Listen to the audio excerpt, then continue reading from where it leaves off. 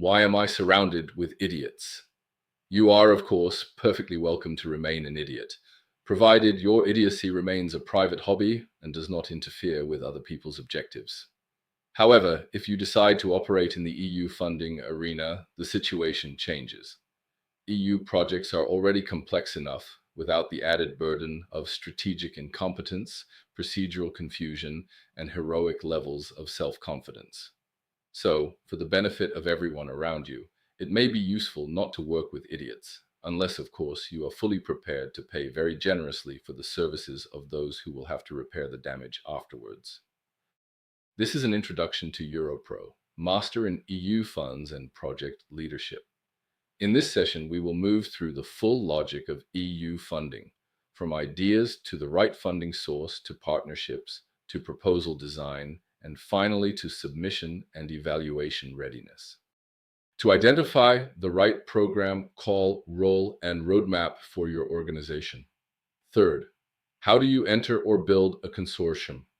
And fourth, how do you design and write competitive proposals, including with the support of AI, without losing human control and strategic quality? The purpose is not to memorize hundreds of programs. The purpose is to understand the logic behind them. Once you understand the logic, EU funding stops looking like a maze and starts looking like a system. A complex system, yes, but a system with rules, priorities, instruments, actors, and evaluation criteria.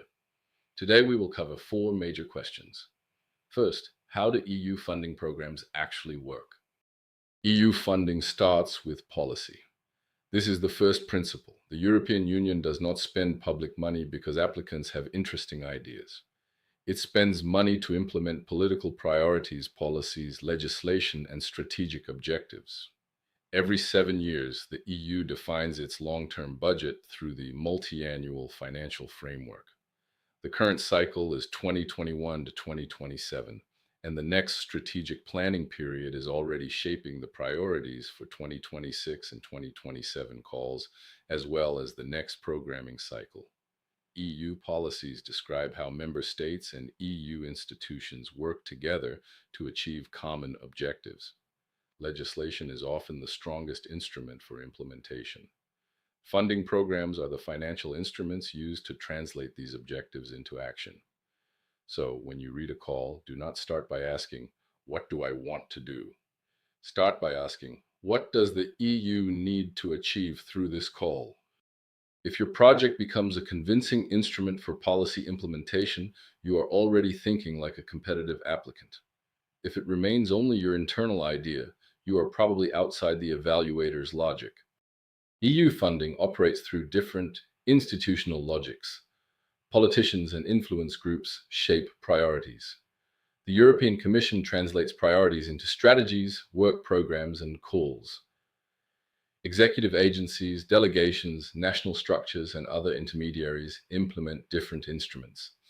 Applicants, beneficiaries, and stakeholders then compete or cooperate to deliver results.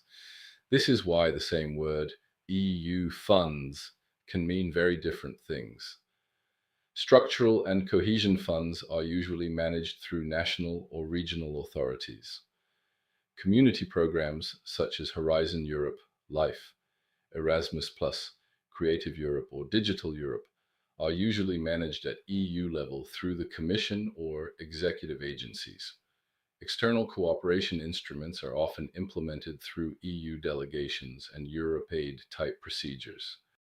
The practical consequence is important. Each group of instruments has different rules, different templates, different evaluation logic, and different partnership expectations. A strong Horizon Europe proposal is not written like an IPA grant proposal. An EIC accelerator application is not a log frame.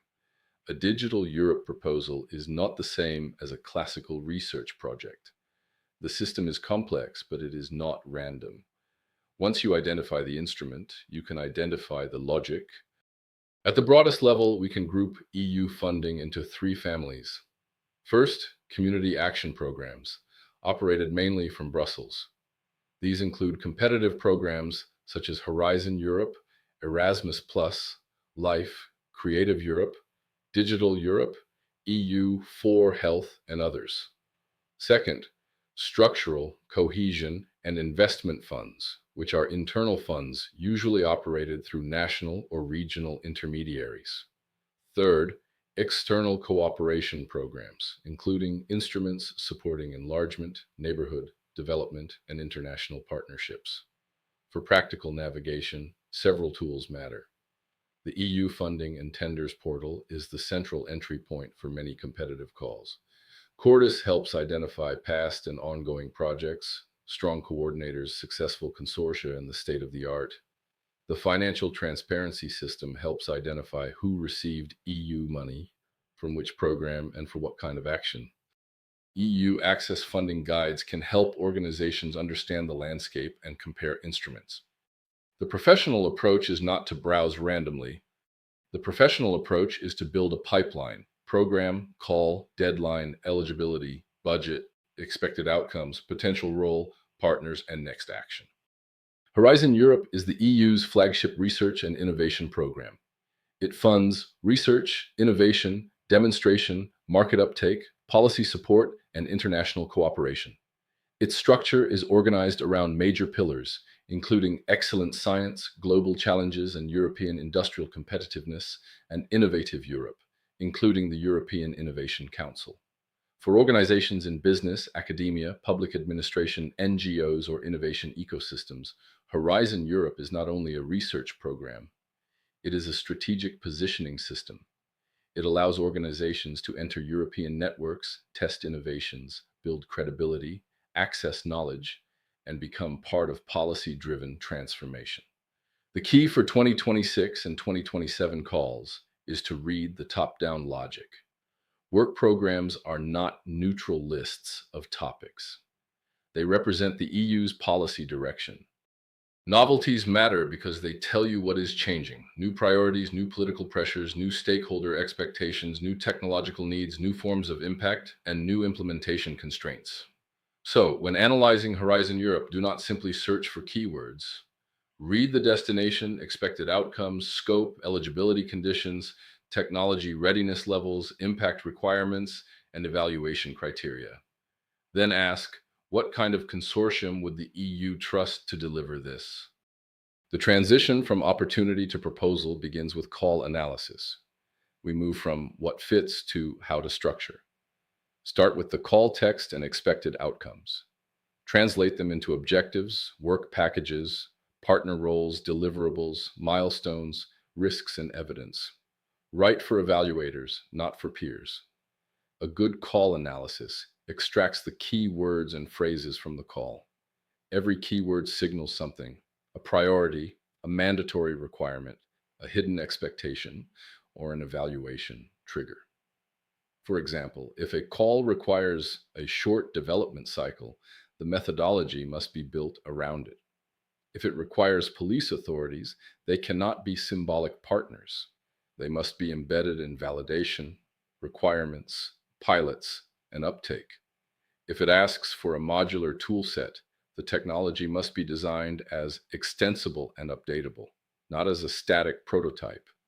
The same logic applies across programs. Identify what the call wants to finance, what problem it wants solved, what outcomes it expects, what type of organizations must participate, and what role your organization can credibly play. Only then start writing. Organizations can participate in EU projects in different ways. Not everyone should try to coordinate a large consortium immediately. For some organizations, the right first step is to become a partner in a strong consortium. For others, it is to act as a pilot site, demonstrator, data provider, dissemination partner, policy actor, user group, SME technology provider, or training provider. The roadmap depends on the organization's capacity. An SME may need to identify calls where its technology solves a specific problem.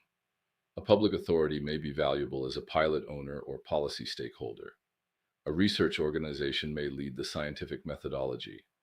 A media organization may support communication, stakeholder engagement, or disinformation analysis. A training organization may contribute capacity building, exploitation, or replication. The most important question is not can we apply? It is, what role can we play that evaluators will consider necessary? If your role is vague, you are replaceable. If your role is linked to a mandatory outcome, unique asset, target group, geography, data source, demonstration site, or implementation capacity, you become relevant. Getting into EU consortia is not about asking random people for opportunities. It is about targeted networking. Start with an inner circle of people who can provide advice, ideas, information, and referrals. Ask for 15 minutes, not for a job, not for a contract, and not for them to circulate your CV. Follow up, thank them, and build the network professionally. But for EU projects, generic networking is not enough.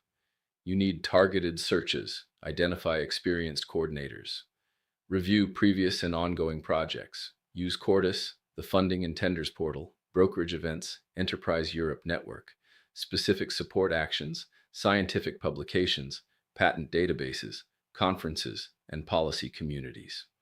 The most effective approach is often to start from previous or ongoing Horizon projects. These projects reveal the coordinators, partners, countries, technologies, methods, and policy communities that already matter. If a consortium leader has coordinated 3 relevant projects, they are more likely to lead the 4th. If a partner appears repeatedly in the same thematic cluster, they may be a gateway into the network. Networking becomes strategic when it is evidence-based. A partner profile is not a brochure. It is a strategic document designed to help consortium leaders quickly understand where you fit. It should be concise, credible, and aligned with call needs. A strong profile usually includes vision, mission, and objectives, expertise and human resources, regular services or operational capacities, recent successful projects, topics of interest, and the exact role the organization can play as a partner. The key is to move from generic claims to usable value. Do not simply say, we have experience. Say, what kind of experience with which target groups, in which geography, with which tools, with which institutions, and with which results. Do not say, we are interested in Horizon Europe. Say which destinations, topics, and roles are relevant. For consortium leaders, the profile should answer a practical question. Why should I include this organization, and what problem does it solve for my proposal? If the profile helps them solve a call requirement, it works. If it only praises the organization, it does not. Stakeholder analysis is essential both for state-of-the-art and for consortium development.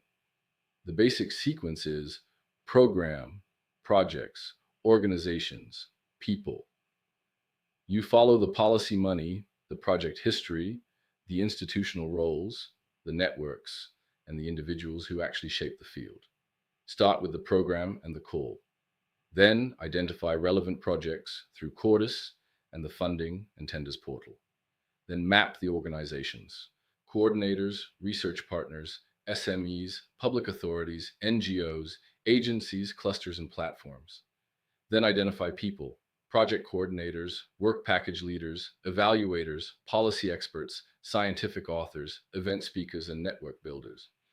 The purpose is not only to find partners, it is to understand the ecosystem. Who are the influencers? Where is collaboration strong? Where is it breaking down? Where are decisions blocked? Which organizations control knowledge, markets, data, infrastructure, or stakeholder access? Good proposals are not written in isolation. They are written with an understanding of the field, the power structure, and the implementation reality. Different EU instruments require different project design methodologies.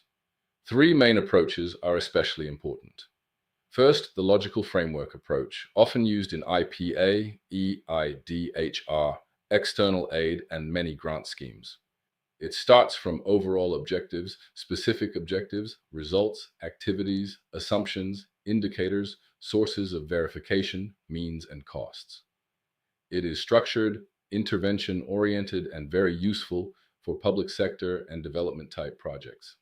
Second, Horizon Europe, RIA, IA, and CSA logic.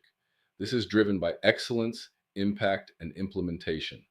It requires state-of-the-art, ambition beyond the state-of-the-art, methodology, impact pathways, dissemination and exploitation, work packages, consortium capacity and risk management. Third, the EIC accelerator or business plan driven logic. This asks whether the innovation solves a big problem, responds to a strong market opportunity, creates a scalable business model, and has the team and investment logic to grow. The mistake is to use one methodology for all calls. A log frame is not a horizon proposal. A horizon proposal is not an EIC business plan. Competitive writing begins with choosing the right design model. One of the best ways to improve proposal writing is to evaluate proposals as if you work for the EU. Evaluators do not reward effort. They score against criteria. They look for clarity, relevance, ambition, credibility, feasibility, impact, resources, risk management, and consortium capacity. When designing a proposal, therefore, every section should be tested against evaluation criteria. In excellence, are the objectives clear and pertinent? Is the methodology sound? Is the ambition genuinely beyond the state of the art?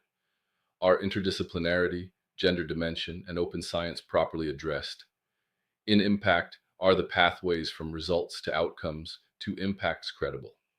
Are contributions quantified? Are dissemination, exploitation, and communication realistic? Is stakeholder engagement built into the work plan? In implementation, are work packages coherent? Are tasks realistic? Are resources justified? Are risks addressed? Does the consortium have the right expertise? The evaluator's question is always, do I believe this proposal can deliver what the call requires? Your writing must make the answer obvious. AI can radically increase professional capacity, but only if it is controlled. Humans have limited memory, attention, processing power, and risk appraisal. We get tired, stressed, and distracted. To increase intelligence, we need better tools, better networks, and better discipline. AI can support all three, but without quality control, it can also produce hallucinations, errors, generic language, and even confidentiality risks. The real question is not how do we use AI? The real question is how do we control AI so that it does exactly what we need? A serious AI proposal writing system has 5 elements. First, identify the key variables for success. Policy logic, work program requirements, call text, evaluation criteria, state-of-the-art, expected impacts, implementation constraints, and consortium capacity. Second, build internal data sets for quality control. Policies, calls, previous projects, scientific publications, market intelligence, and stakeholder information. Third, design AI quality control, ideally using competing AI tools. One system drafts, another checks alignment, evidence, consistency, and evaluator logic. Fourth, train the system with strong examples, full proposals, strong sections, high-quality methodologies, impact pathways, work packages, and partner profiles. Fifth, integrate everything into one coherent process, so the first draft can be produced quickly, but still refined with expert judgment and partner inputs. AI should help identify instructions, provide evidence, test consistency, strengthen detail, and accelerate drafting. But never submit AI-generated content without substantial human refinement. Never use confidential data on open platforms without protection. Never let AI compromise the authentic voice and real capacity of the consortium. The main lesson is this: EU funding is not a lottery, and proposal writing is not only creative writing. It is a disciplined system. You begin with policy. You identify the right instrument. You analyze the call. You define the role. You map the ecosystem. You build or enter the consortium. You design the methodology using the correct model. You write against evaluation criteria. You use evidence. You control quality. And where AI is used, you make it part of a governed system, not a shortcut. The organizations that succeed in EU programs are not always the biggest. They are the ones that understand the logic, prepare early, build credible roles, work with the right partners, and present proposals that evaluators can trust. Thank you. The purpose of this chapter was not to present a list of fashionable management concepts. The purpose was to introduce the basic architecture of professional mastery and EU funding. So you do not need to learn all of this if you can pay experts to do this for you. The real measure of knowledge is not what we can explain. It is what we can build, improve, lead, and leave behind. Otherwise, do not stay an idiot, master EU funds, lead projects, and shape the future. Thank you for your attention.